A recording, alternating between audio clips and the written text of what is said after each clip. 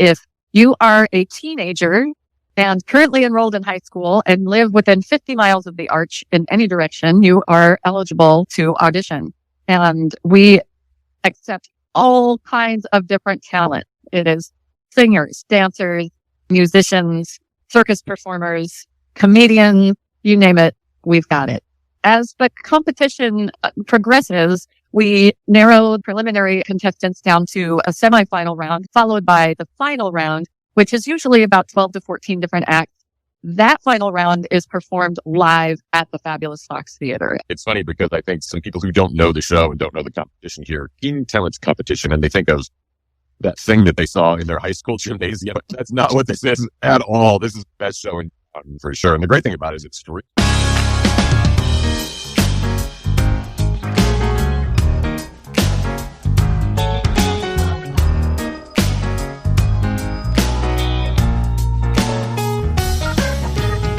Welcome to St. Louis in Tune, and thank you for joining us for fresh perspectives on issues and events with experts, community leaders, and everyday people who are driving change and making an impact that shapes our society and world.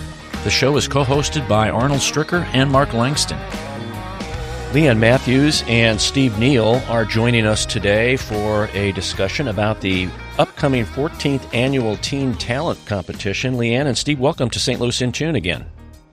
Hi, thanks for having us. Now, just so the folks understand, Leanne is the Artistic and Education Director for the Teen Talent Competition. Steve is the Music Director, and both have careers in the industry. Leanne's an actor, director, teaching artist, and coach. Steve's a composer, pianist, conductor, vocalist, and educator. And for those people out there who may be listening or considering becoming a part of the Teen Talent Competition, Leanne and or Steve, you guys bounce back and forth. Give us some general information and background about the Teen Talent Competition here in St. Louis. All right. I'll give a little logistics, and then, Steve, you can give some background. How about that? That sounds great.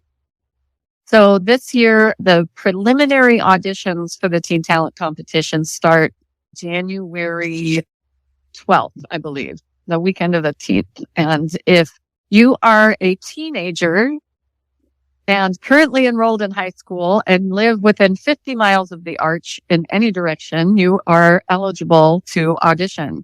And we accept all kinds of different talent. It is singers, dancers, musicians, circus performers, comedians, you name it, we've got it. And as the competition progresses, we narrow that original group of preliminary contestants down to a semifinal round, which happens in early February, followed by the final round, which is usually about 12 to 14 different acts.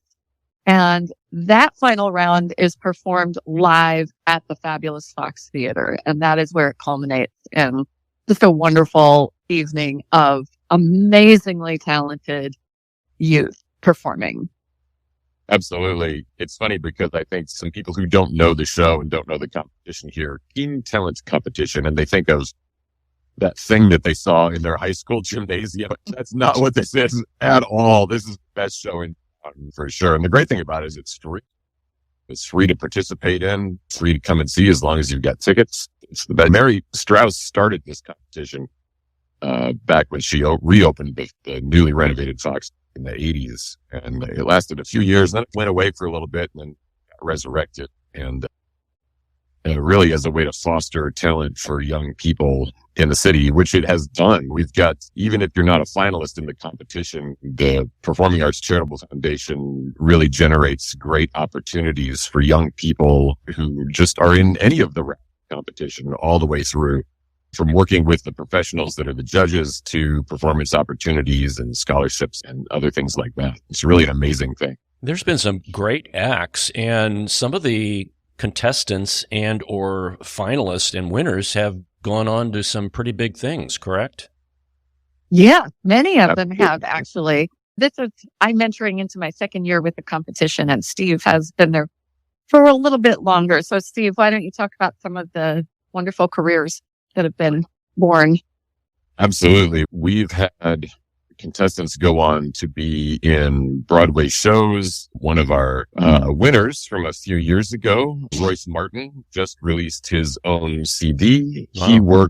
He's scored some films and television specials. He actually scored the Fresh Prince of Bel-Air reunion special not too long ago. He ended up going to Berklee College of Music as a film scoring major, and he's an incredible piano player. Yeah, we've had people on Broadway. We've had people in American Idol and America's Got Talent and The Voice. It's really the thing to really help some people jumpstart their careers. And I think just reading both of your backgrounds, you have an amazing amount of professionalism and coaching to give to these kids who are participating in this. And discuss a little bit about what this coaching session that's going to be held December 16th at Sumner High School is all about. And folks, if you're listening after the fact, don't worry about that. You can still get into the competition. We'll get into more of that. But what are the coaching workshops going to be about? We're really committed to helping any young artist who wants to express themselves to do the best that they can do. So these coaching workshops really attract a wide variety of students based on some of them are very prepared, know exactly what they're going to do for their audition. And some are just brand new and very curious about what this is. And we try to accommodate all of them. Steve and I and a third teaching artist, Tyler White, have been meeting the kids where they are and then helping them to polish up their audition. So they could be like any type of talents that comes to us. But what we really want to do is make this very accessible for anyone who is interested in participating. Because as Steve said, even at the preliminary level, there is so much knowledge and education and mentorship that they can acquire through this opportunity. Now, are those coaching workshops done as a small group, a large group, individual, or all of the above? All of the above, I think. Yeah, it depends. Some of them have been very small and some of them have been very big. And so the three of us look at the people who we have signed up and we think we could do these particular students as a group, and let's take this individual aside, or let's coach them all one-on-one. It just depends on who we get and how many we have. And you do But I might add I'm sorry, go ahead. that the whole competition is free to participate in, and the coaching sessions are also free. So if that's ever an obstacle, we also even help with transportation. So if there was a student who really wanted to participate but didn't have a ride, we will help with that. And folks, I want to give the website right now, stlteentalent.org. You get more information there. It's great that you're offering some transportation for those who need that. And have several participants come back year after year, or maybe they came in as a freshman, a ninth grader, and they didn't do so well, and then you see them come back and you see the progression and the maturity and what they're doing. Does that happen frequently or not frequently? It does happen frequently, actually. One of our first place winners from several years ago came to the competition all 4 years in high school.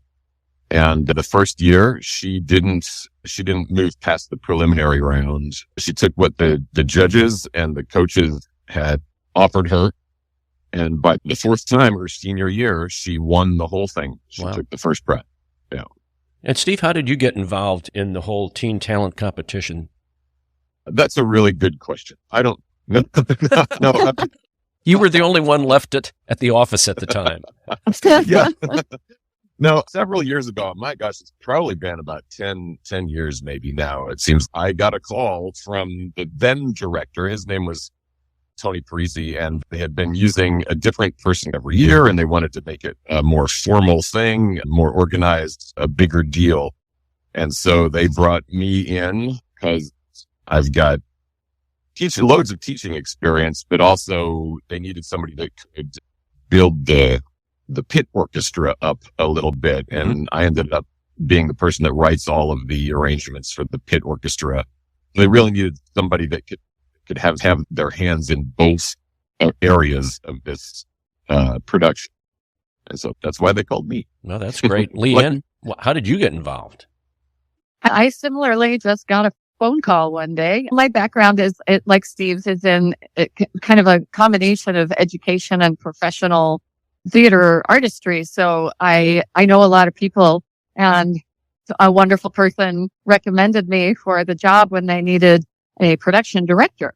And I interviewed for the job, and thankfully I got it and had such a great time last year that I begged the foundation to give me a full-time job, which they did. Now I'm happily here full-time with the foundation and really able to pursue both of my passions, which are performing art and young people participating in performing art. Yeah, I wanted to amplify on that because that's an interesting perspective, being someone who's in the industry, like both of you are, and then assisting and coaching and mentoring youth as performers. That must be a real validation to you and the influence that you can have on kids. Talk about that a little bit, because I think people think, oh, the competition, they think about the performers, but it must be tremendously valuable to the both of you who assist in this area. Yeah, we really are committed to creating a community and not focusing on the competition as much as focusing on how can each individual come to this program and feel like they are able to express themselves and connect with other people and have this really confidence building and empathy creating kind of experience. And that's absolutely so rewarding. So many times you hear people all the time, oh, I could never do that. I could never sing. I could never perform. I could never do music.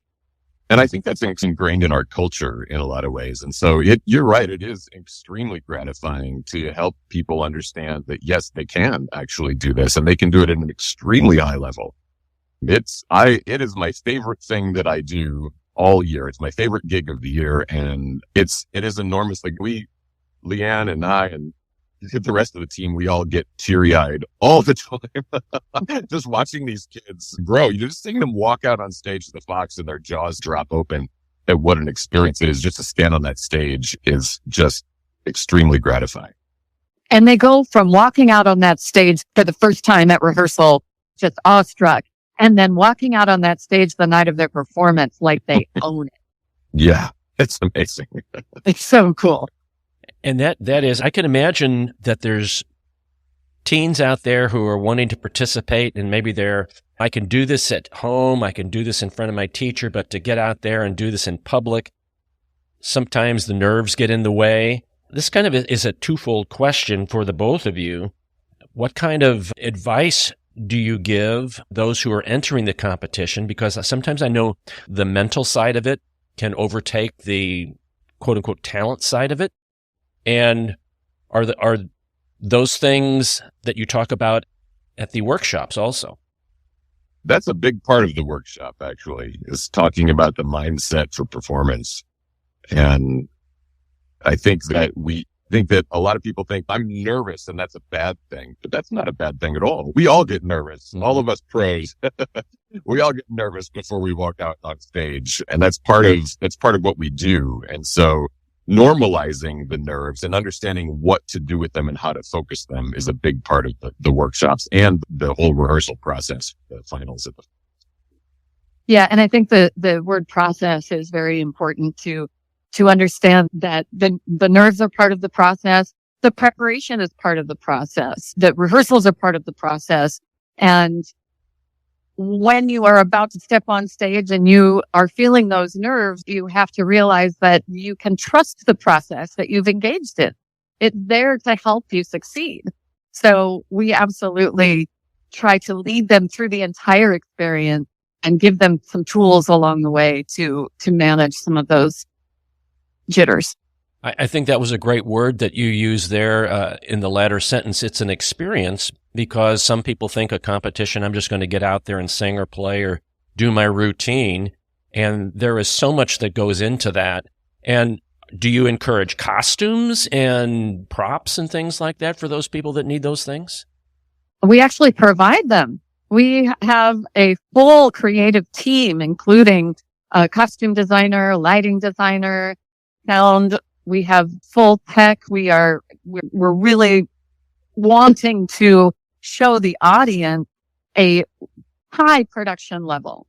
And so we collaborate with each of the students about their act. And we don't just say, here, wear this. We find out from them exactly what they have in mind, what the story is that they're trying to tell with their particular piece. And then the designers, in tandem with the rest of the creative team, really come together and provide them with all of the production elements that can support their performance. Wow, that's tremendous. That's really tremendous.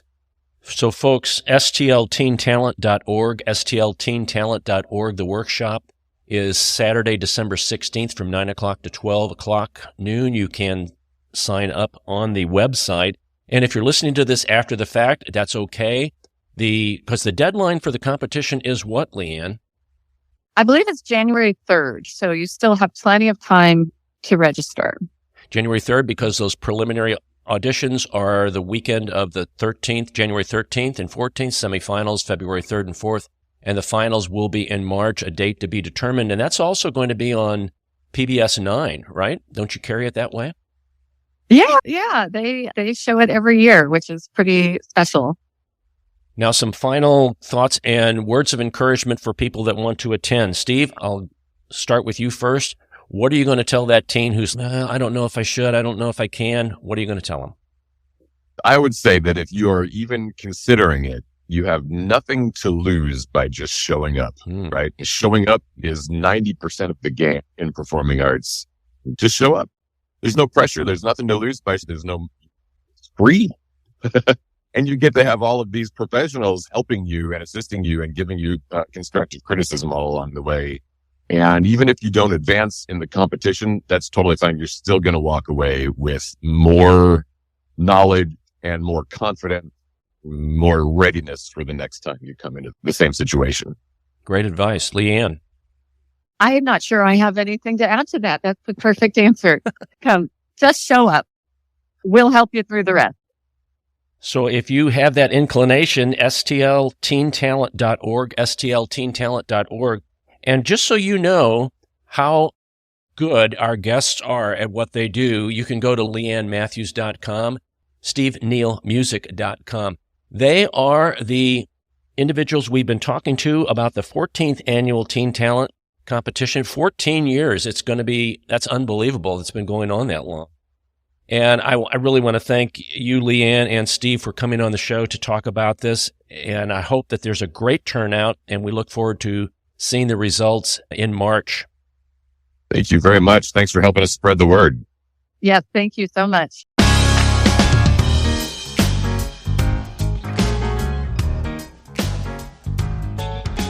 That's all for this show, and thank you for listening. If you've enjoyed this episode, you can listen to additional shows at stlintune.com. That's stlintune.com.